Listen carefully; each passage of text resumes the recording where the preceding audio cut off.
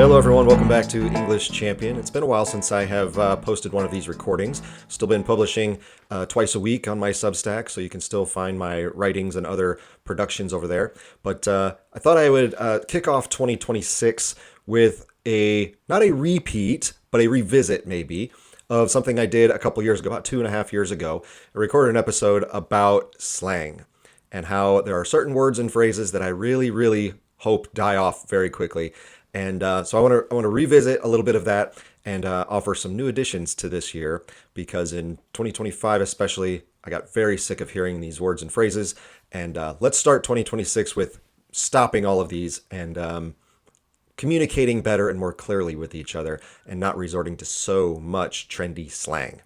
Now, I know whenever I talk about these things, the accusation might be that, oh, I'm just another trendy slangy word, and I'm just an old head, or I'm a boomer, and I'm neither of those things. I'm a very young Gen Xer, okay? I'm not super old. But as a longtime English teacher, I care about language, I care about communication and relationships, and that we can understand one another. And too much of the language that gets used among young people especially, but it even drifts upward, surprisingly, is just, it's hard to decipher, and we struggle to understand what it is exactly that you're talking about half the time. So these are some words that are particularly confusing, and they're particularly annoying as well. And so if you want to fit in better in the world, maybe stop using these, especially if you're a young person. All right. Now, this past year saw an interesting development in language, because, not to beat this idea to death, but this whole weird meme of 6'7" really took off and has been dissected to death. And the thing that I kind of noticed about it most was that no one seems to know what it means. And that seems to be sort of the point, which is very odd. You know, we invent words because we want them to have a certain meaning and elicit a certain feeling, either in the speaker or in the listener. And so to have a term, or whatever that is, that everyone kind of agrees doesn't really have a specific meaning, is the very symbol of postmodernism. You know, when things start to get fuzzy and we're unsure of what's right and what's true and what's real, and even what words mean anymore, we've reached postmodernism, where we just say things even though they don't even have a real definition. That's pretty weird to think about. And so, as an English person, both in basic forms of speaking and writing communication, but also in literature, you know, how we use words and what they mean to the culture are very important to me. And for something to emerge that people say that literally doesn't mean anything, well, then you can see the snowball effect of that, where it's like, well, what does anything mean then? If we can just say anything and it doesn't have to have any foundation in reality, then what is this that we're actually doing when we speak to one another, or write to one another, or write books that previously we could understand, but now we can't understand it? Like, what does that do to our construction of reality if we don't even understand what each other is saying anymore? So that the whole 6'7" phenomenon, which is, again, just really stupid, it was kind of an interesting inflection point this year for language, and I think signaled just where we are in the culture, that we have devolved so much that even basic communication skills now could be considered meaningless. Now, the interesting thing about that phenomenon is that, you know, many people have said that, well, it's kind of a code among teenagers that it doesn't mean anything because it's just a shibboleth that signifies whether or not you're in the in crowd. Like, do you laugh at this? If not, then you're not cool and you're not part of us. But if you laugh at it, even though it means nothing, well, then you get to be part of this group, or this this trend, because you get it. But the weird irony of that is, while there's always been shibboleths where we kind of like, there are markers in how people speak where we wonder if they should be part of our group or not, the original meaning of shibboleth was actually rooted in real terminology. That actually meant something. So we can't, I think it's too easy to say, well, it doesn't need to mean anything, this 6'7" meme thing, because it's just a shibboleth. It's like, well, wait a second. The original shibboleth actually had a meaning. And so now we're taking something and pretending that it's like this old thing, but it's actually not the same. So we have to more clearly understand what it is we're dealing with. And that's why I kind of believe it's just the real world emergence of postmodernism right in front of our eyes, where Yeah, it has a shibboleth quality to it where it's like, oh, if you giggle at this, then you're part of the cool kids, I guess. But again, it also just doesn't mean anything. So then, if that doesn't mean anything, then can't we just do that for anything? And then if little groups are just giggling at all these different things that don't actually mean anything, then what's the point of all of it? That doesn't make any sense. So again, that phenomenon, I think it's starting to die out, thankfully, but was very interesting from a linguistic perspective this year. And I only encountered this once. Thankfully, my teenage guys that I'm around with my student athletes, that really didn't emerge these last couple years. Maybe it did privately, and I just never heard it. But it did happen one time, and I was talking to them, and I was actually talking about height. I was talking about basketball players, and I said 6'7", and I was just continuing on with what I was talking about, and I heard a couple giggles, and I was like, what did I miss? Thankfully, one of the older players said, "Oh, you just said the meme thing, and so that's why people are giggling." And I just rolled my eyes and I said, "Grow up, stop being stupid." And it stopped. Like no one was laughing anymore, and no one used it again. Like it kind of just disappeared. And so that's what adults kind of have taken two tracks with it, which is like, well, I'm going to ban it. Okay, good luck with that, banning teenagers on how they talk to each other. That's just not going to happen.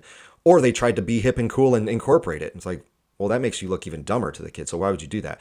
Instead, you call it out for being stupid and just be done with it. Like that's the way to dissolve a lot of things is adults need to just take control and say, that's dumb, stop it, and move on. Like you just dismiss it and don't pay attention to it. And that stuff usually kind of just fizzles on its own. So that's just one example from this year. I want to give you a variety of other terms that I've kind of had on my mind for a while. And again, I'm not an old person. I'm not an old crank. I just believe in using language that is clear and that we all can understand you. That's really all I care about. A couple of these that I talked about a couple years ago that seem to still be hanging around as much as I'm trying to get it to stop. They just won't go away. And so I just want to have a couple that I want to reiterate from that previous episode. You can go check out if you'd like. First one is things that hit, especially, oh, that hits different, or that hit hard. It's like, well, what do you mean it hit hard? And I talked about this before, but clearly you mean something you're having an emotional reaction to, or you're having a realization or some sort of a little epiphany. Be like, oh, that hit hard.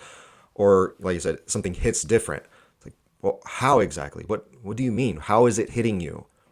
And a lot of times is with most of this list, and same thing 2 years ago when I did this, it's just this catch-all. You're not sure how you feel about it. You're having some feeling, but you can't pinpoint it. And so, oh, that hits. Well, how is it making you feel? What are you thinking about right now as you're listening to that or you're seeing that? Explain yourself. So something that hits or hits different, just tell me how it hits. Tell me what you're feeling. That would be more helpful. Again, a repeat from before, but the acronym GOAT, I've noticed it sort of morph where it's not just the actual topic of conversation about who's the best at something. Now I've heard it in the last year or two where kids just say it about everything. Anything they like is GOAT now. Like I literally just heard someone say this week, the Patriots are going to the Super Bowl. And they said, oh yeah, Drake May, the quarterback of the Patriots. Oh yeah, Drake May's GOAT, man. He's GOAT. Like, really, he's the greatest of all time. He's 23 years old and this is his first time ever being in the playoffs.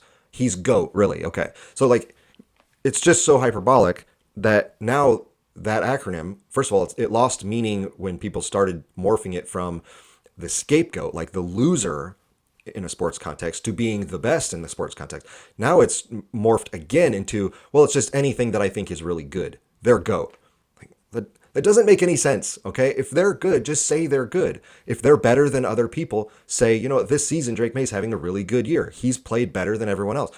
Great, we understand what you mean by that. Calling someone the greatest of all time, or, that musical artist, or that song, or anything now is GOAT. And it's like, oh, it just came out this year, or that person's brand new. Really, are they the greatest of all time? What? You're just being so over the top with your description that it loses meaning. The greatest of all time now doesn't mean anything. So just stop calling everything GOAT. Another one from previous year was just the word flex, like everything is a flex. I'll just see things online where it's like the most simple thing and someone will say, oh, what a flex. It's like, no, they're just posting something quite normal, actually. That's not a flex. We flex was supposed to be like, oh, you're bragging, you're showing off, which again, we have the word for that already. Just say you're bragging, you're showing off. So it's morphed into a word that we already had words for, but now it's again, it sort of encapsulates everything. Like you say anything that's sort of positive about yourself, and everyone's like, oh, that's a flex. Like, no, it's just a fact. That's just all it is. So again, things getting overused, and I talked about those before. The word bro continues to not die as much as I would like it to. The thing that I've started noticing more, though, in the last couple of years is that girls say the word bro. And that's sort of a very interesting thing. I was thinking back to when I was in school, and I grew up in the 80s and 90s, so I understand the emergence of slang. I get it. The 80s and 90s had all sorts of weird words. As I mentioned in the previous episode, those tended to die out pretty quickly, though. Like, they didn't have much, sustaining power. And so things came and went, and it wasn't that big a deal. Now these words seem to hang around longer. And what I also noticed or thinking about when I was younger was oftentimes girls didn't say the same things as boys. If boys had slang, it didn't usually cross over to girls unless there was a certain type of girl who was kind of tomboyish or, was like, you might see this with like girls who liked skateboarding, which again, it was kind of a tomboyish thing. Like, okay, those girls might drift into using some boy language, but when I was younger, I never heard girls say dude, because dude was kind of like our bro. We didn't use it nearly as often as bro, but like, if we want to talk to our friends, like, dude, you got to check this out. I would never hear girls say that. Maybe they did, and I just was around more intelligent girls. I don't know, but I just never heard that. And yet I hear girls saying bro to each other, not to boys, but to other girls constantly. And it's every fifth word is bro, just like the boys do. It's very weird. So one, I hate the word bro. Stop using it, or bruh. But also, it's just very strange that girls have adopted the word bro, which is sort of brother, like you think your friend, my guy friend, or my actual guy brother.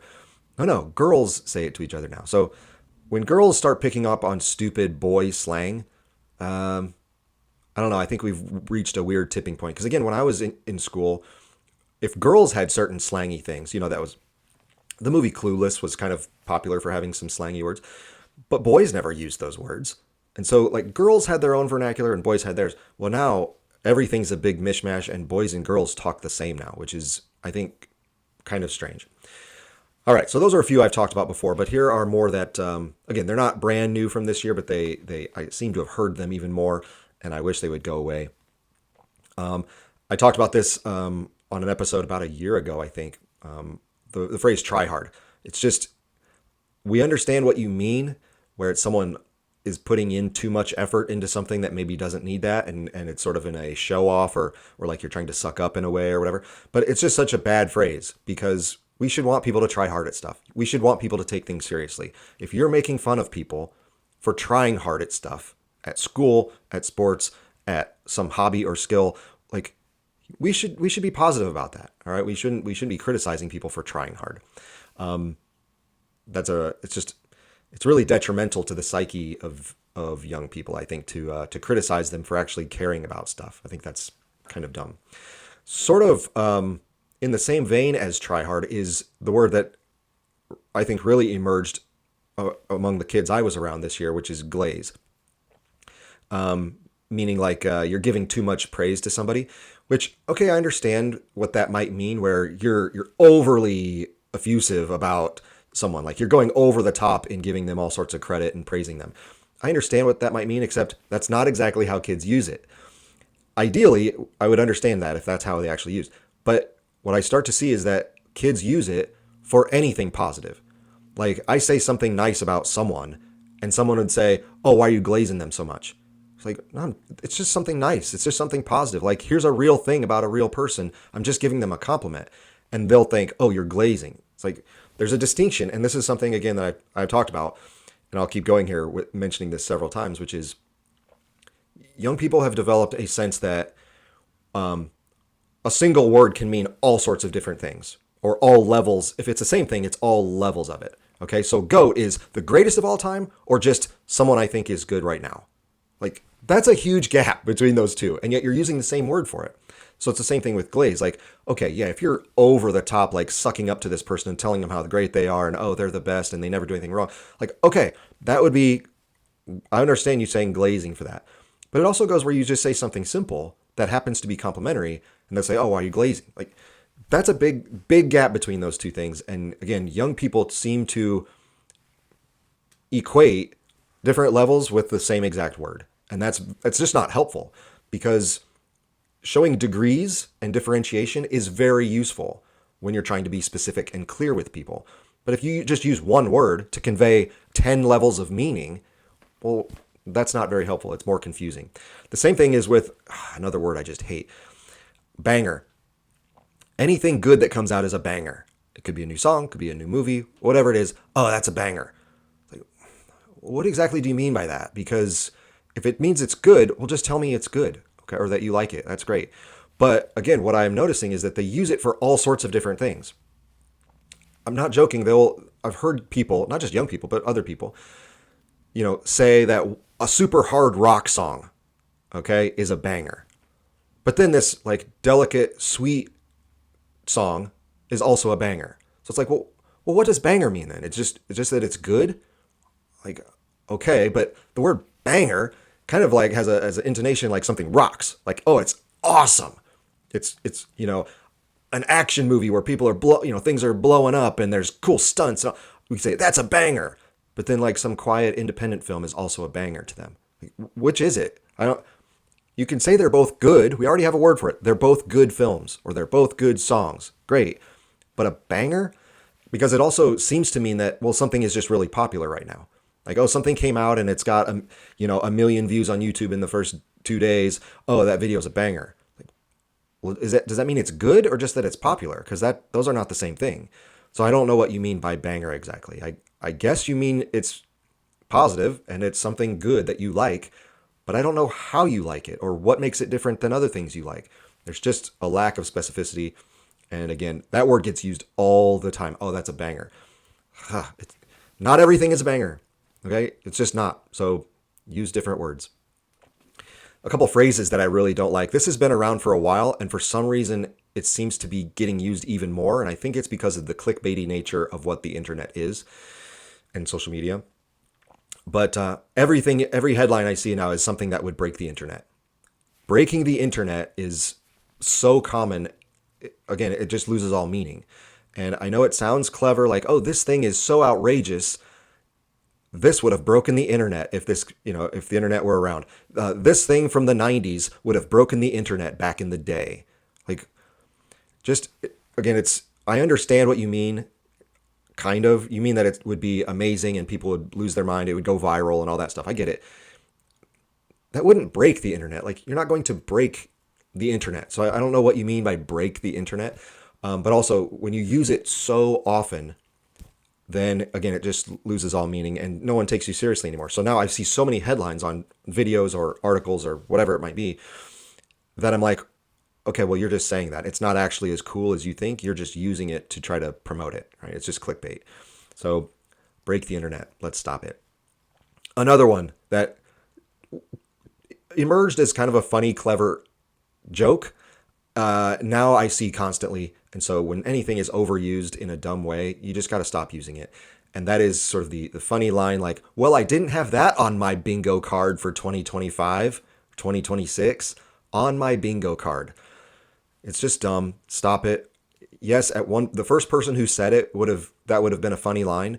When it gets used in every single YouTube comment section or every single Reddit thread or wherever, like, it's not funny anymore. It's dumb, it's overused, and it's stupid. So stop putting things on your bingo card. Young people don't even know what bingo is. So it's funny that became a thing online because I don't even think if you asked a 16-year-old what traditional bingo is, they would even know what that is. And yet we talk about our bingo cards all the time.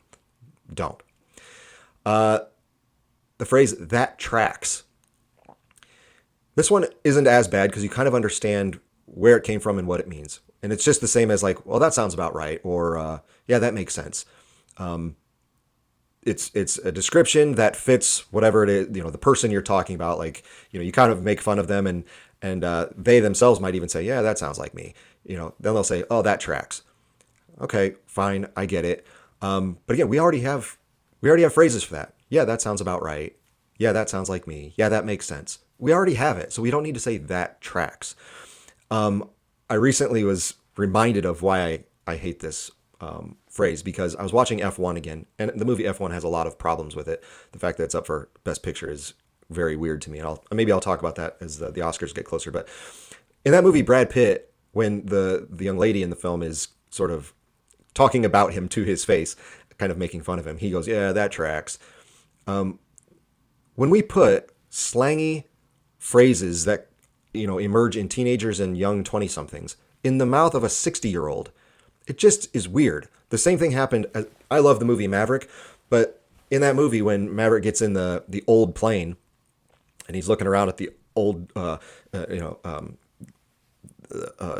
tools and gadgets and the instruments, that's what word I was looking for, in the cockpit, and he's like trying to remember how to fly this super old jet, and he's like looking around, he goes, "Oh man, it's been a minute, eh, Mav?" He's talking to himself. It's been a minute. So I talked about this on the last episode. Like, it hasn't been a minute. Maverick, it's been 40 years, not a minute. So Maverick would never say it's been a minute. No 60-year-old person says it's been a minute. Okay. So why is that line in there? Just like, why is Brad Pitt, who's 60 years old, saying that tracks? Well, it's because they want to make this 60-year-old dude seem more hip and cool to the 20-year-olds. And so let's put a current trendy phrase in their language. Let's have them say this line that we 20-year-olds would think is really clever and cool. It's like, it's just dumb. Again, we already have phrasing for it. We don't need to say that tracks. But also, when we see it in movies with people who shouldn't be saying these slangy things, either they wouldn't have heard of that, or else old people just don't talk like that. It's just super annoying because you're deliberately inserting a slang trendy phrase when it doesn't need to be there. And you're just doing it to try to appear hip and cool. The worst thing about that is when you watch old movies, and like if you watch Clueless now, it might seem kind of ridiculous from the 90s slang, or Dazed and Confused, or like any of these movies that use this sort of 80s or 90s slang. It sounds dated, right? Because those were popular for a very brief moment in time. Well, when you put those in movies now, 10 years from now, when you hear that, you're like, well, no one says "in a minute" anymore. No one says "that tracks." Why are they talking like that? It immediately loses its kind of whatever eternal quality it could have because you're putting in trendy stuff. Like, make something, try to keep it timeless. That's always a better way of approaching these things. Another phrase that is just dumb: stand on business. Like, it already kind of borrows what it means, which is like, well, I take care of business. I take care of my responsibilities. It's like, we already have taken care of business. That's already kind of a euphemism or a slangy phrase that has been around forever, and everyone already knows what that means.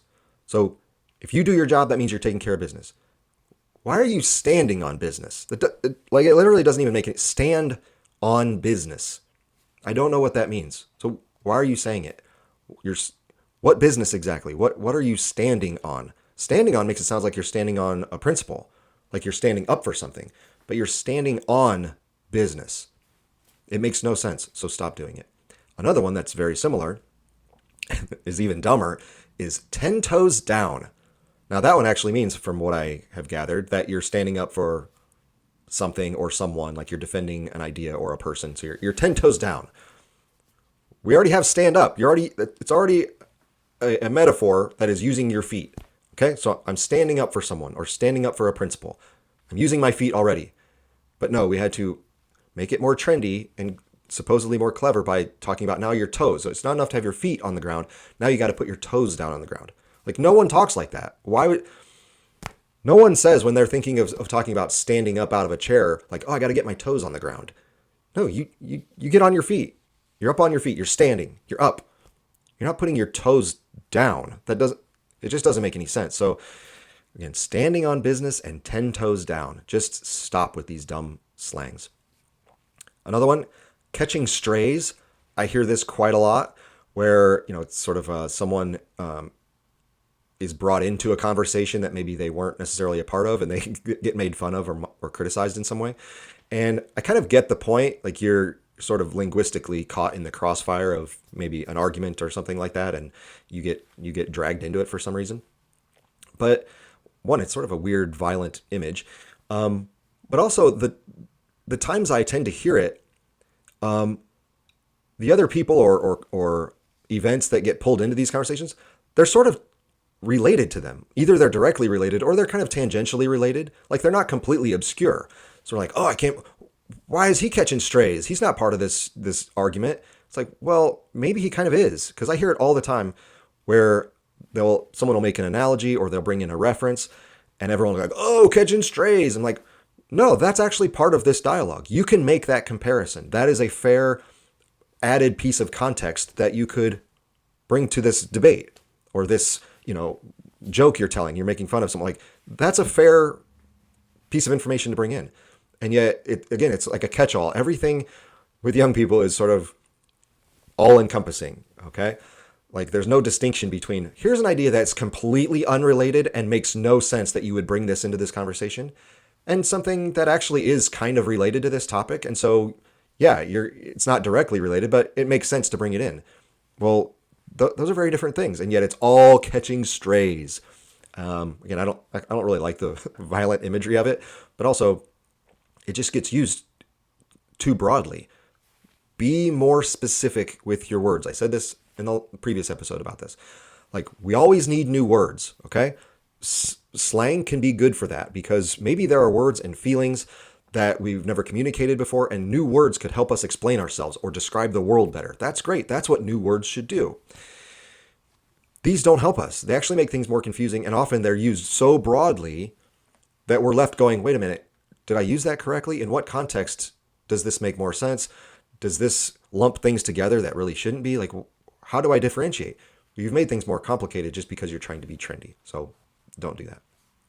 Here's a weird one, because this is an actual phrase, an actual slang that already existed. Lost the plot.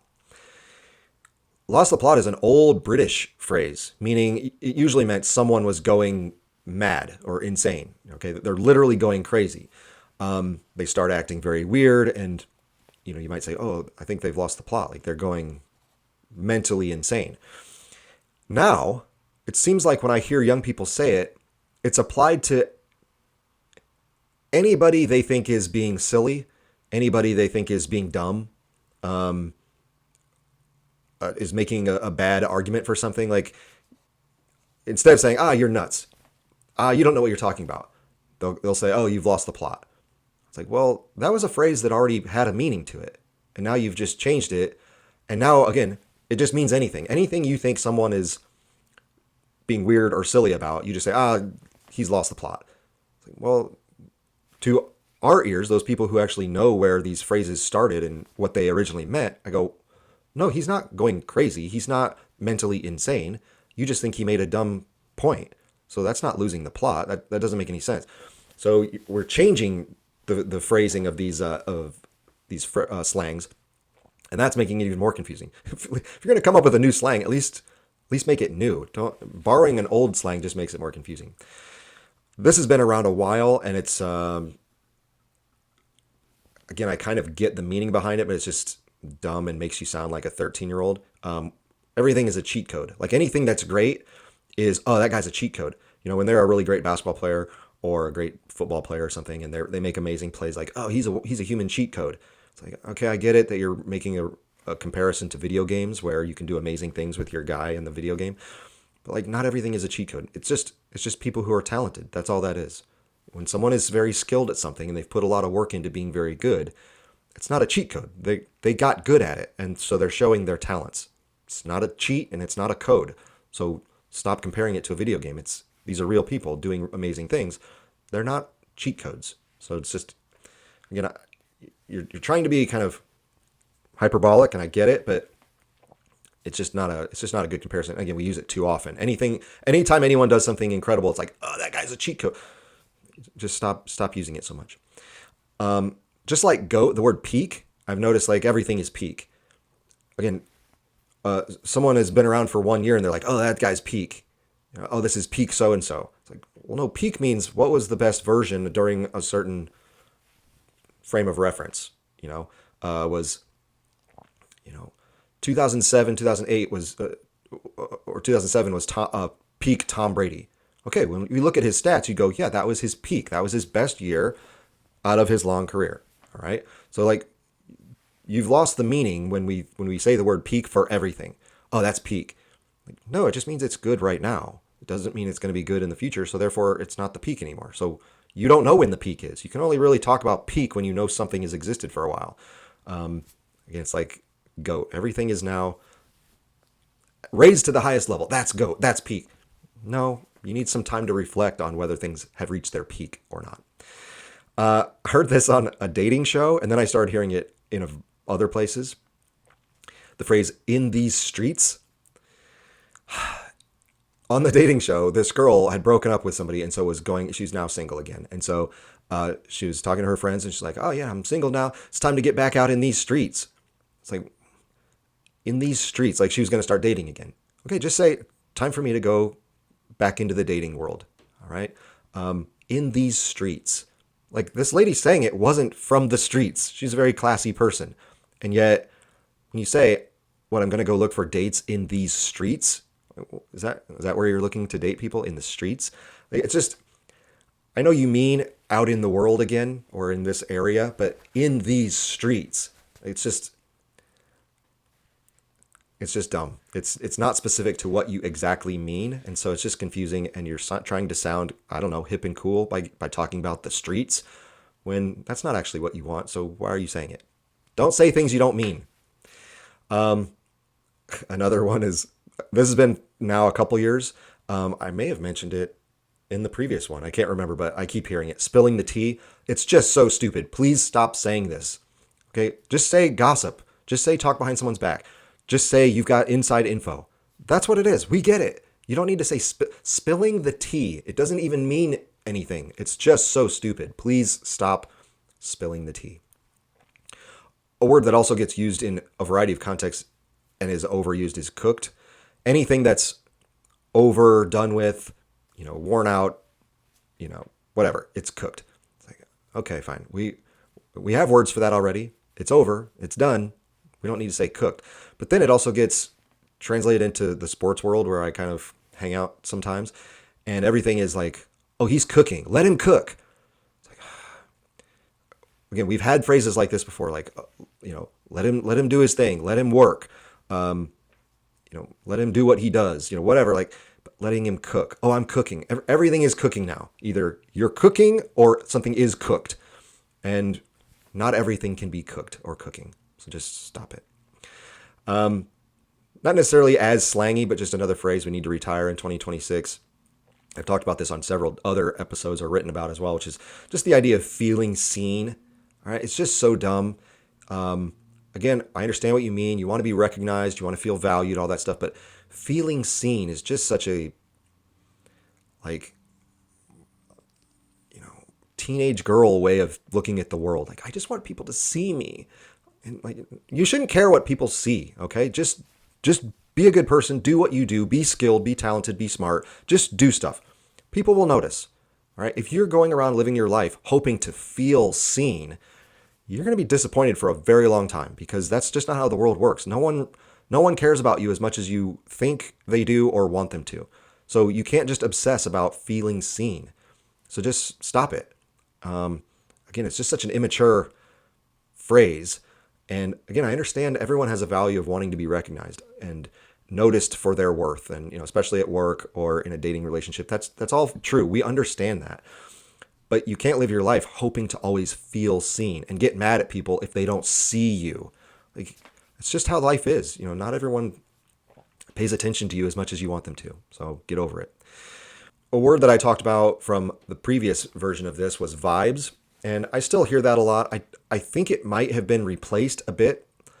Maybe not completely, but it's sort of, they're together now with the word energy. Like everything is energy.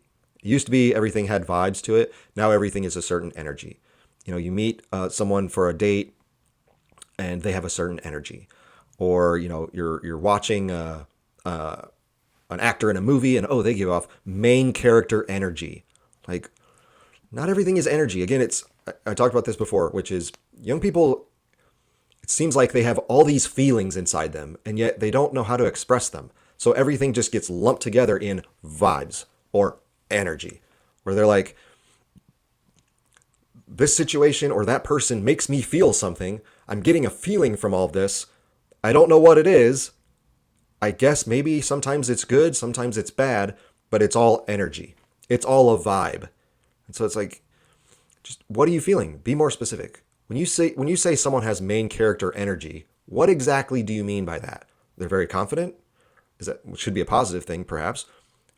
Are they arrogant and egotistical and they think everything is about them? Okay, that's pretty negative. So which is it? Well, you just called it main character energy. Well, I don't know which kind of energy that is. Is it positive energy or negative energy? You haven't explained it because you just call everything energy or a vibe. Like, again, I know it's about your feelings, but you've got to explain yourself better so that people can understand you and then connect with you. We want to connect with you, but if I don't know what you're talking about, it's very hard to do that. So those are a list of individual words as well as phrases that I'm begging all of us to retire in 2026. I think, like I said at the top, there is an element of postmodernism about this where things stop having actual meaning and we're unsure of what reality is anymore.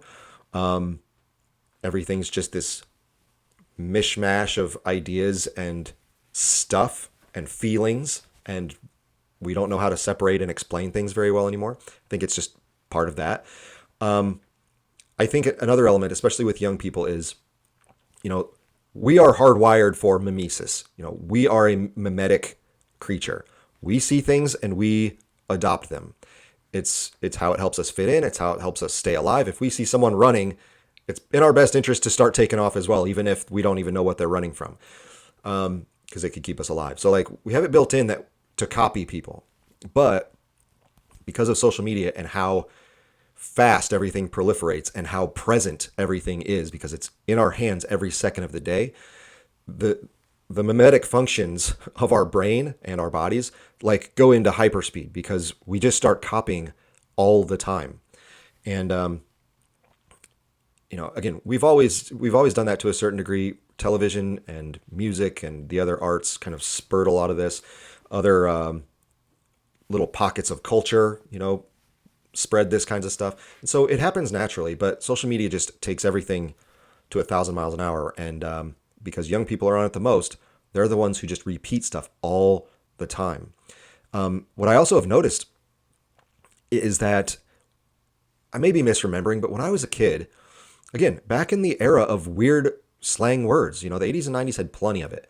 And yet I never really remember people using those words all the time. Someone might drop it into a conversation, and then you wouldn't hear it again until maybe the next day someone else would say it in another conversation. You'd hear it, you would know that it's out there because people were saying it, but it wasn't constant.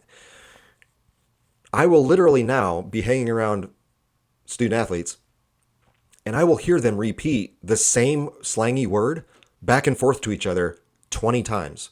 It's very strange. I was listening to a conversation a while ago, and kids use the phrase lost the plot. I'm not joking, 10 to 15 times in a 5-minute stretch. And then I didn't hear it again until, 3 days later. There's just these bursts where the mimesis isn't gradual, where it's like, okay, someone's using that phrase. That's kind of cool. Maybe I'll start using it a little bit. No, they immediately start using it back and forth to each other. And I think that's part of what happens with bro. I'll listen to kids talk and they'll say bro 20 times in 2 minutes. You're just talking to the same person. You don't need to keep calling them bro the whole time. It becomes like this verbal tick almost. And like I said, the mimetic function goes into hyperdrive because of online usage, social media usage. But also I think the other element of this is that most teenagers really spend all their time now around other teenagers. It used to be, and I'm not even that old. I mean, consider previous generations were even more obvious than this, where young people really spent a lot of their day around older people. You grow up in a family and you're around both your parents for the entire, you get out of school and you go home and you're around your parents all evening. It's just kind of the way it was.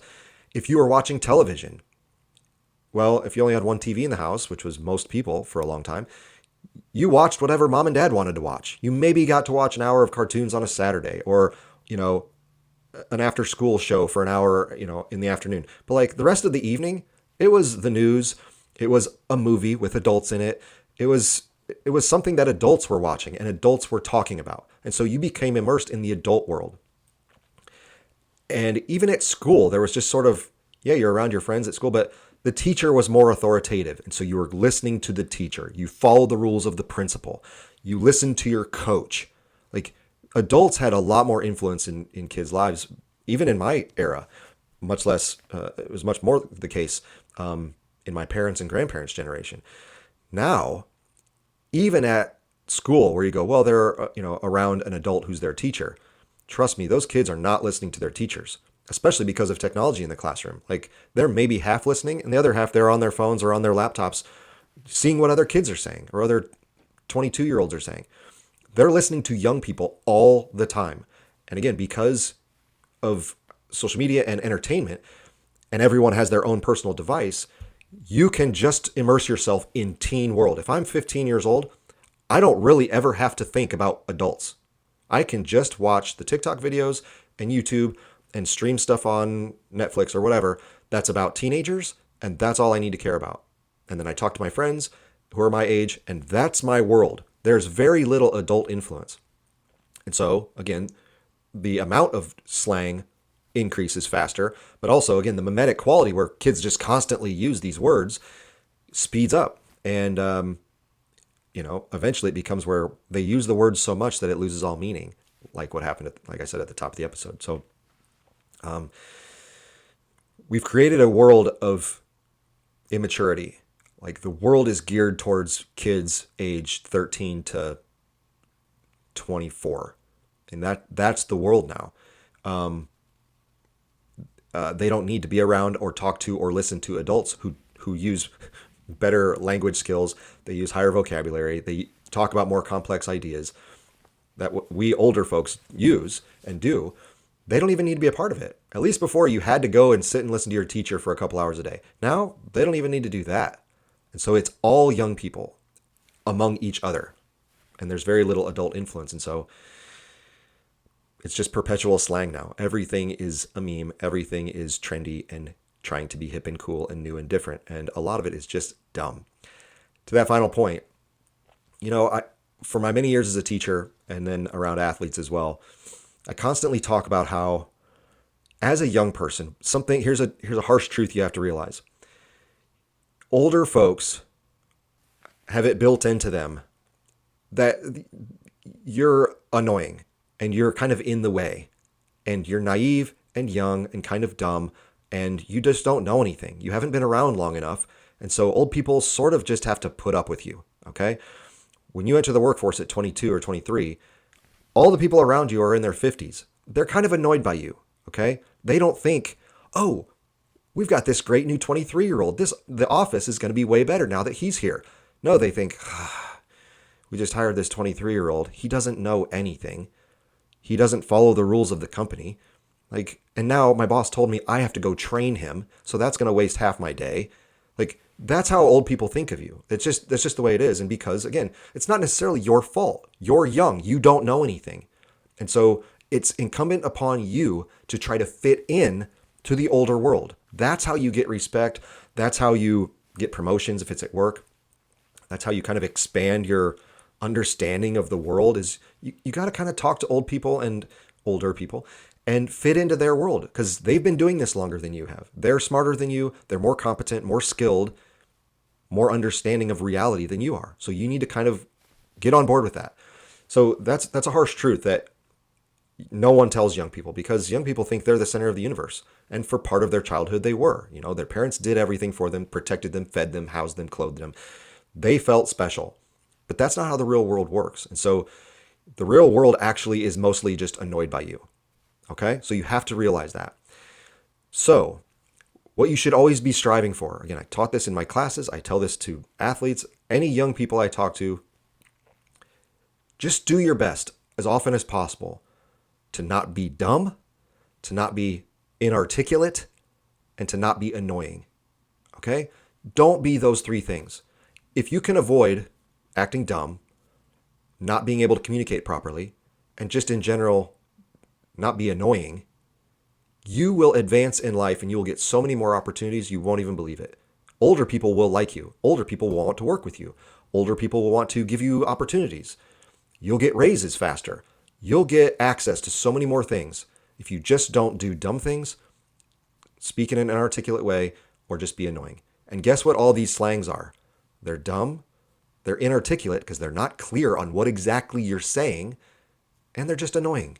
So that's why slang is so important for the broader culture, is it's indicative of other actions that could also be dumb, inarticulate, and annoying. And no older person who's a responsible adult who runs a company or who has opportunities that they can give to people wants to be around dumb, inarticulate, and annoying people. So the way you speak can really help you fix that. Now, you still might go do dumb stuff on the weekends, and you still might be annoying to some people in some ways. But if you can suppress that, if you can hide it and keep that quiet for as long as possible, and better yet, just get rid of it. Don't be a dumb person. Don't be an inarticulate person. Don't be an annoying person. The world will open up to you. Your life will expand and be so much better because no one wants to be around dumb, inarticulate, annoying people. And the more you use these kinds of slangs, that's how you come off.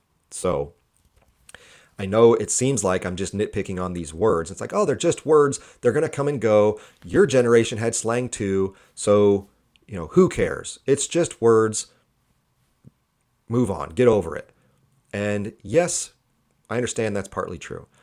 But the words are way worse now. Like I said, when I was in school, it wasn't as just everywhere. Okay? There weren't so many of them. There weren't new trendy things every month that everyone started doing. Okay? It was way more stable. So it's a different world, and the fact that it goes so fast and the fact that it's so mimetic, it gets repeated so often, is what makes it so dumb, so inarticulate, and so annoying. Don't be that person. So there's some advice. While I critique words, I'm trying to give young people advice as well. And again, I'm not an old head. I'm not a boomer.